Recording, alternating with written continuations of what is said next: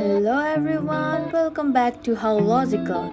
Today I'm going to teach you how to change your password if you have forgot your password. Let's start. Open your Grindr app. Enter your email. If you don't remember your password, don't worry, just click on Forgot Password. Proceed.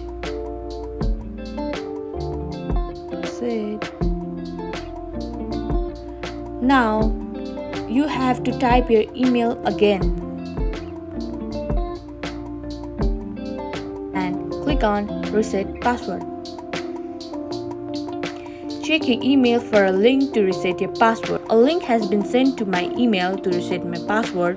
Let's see. Go to your email and click on this link.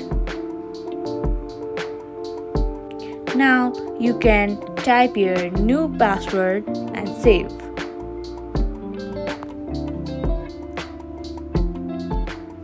This is how you do forget password in your Grindr app. Thank you.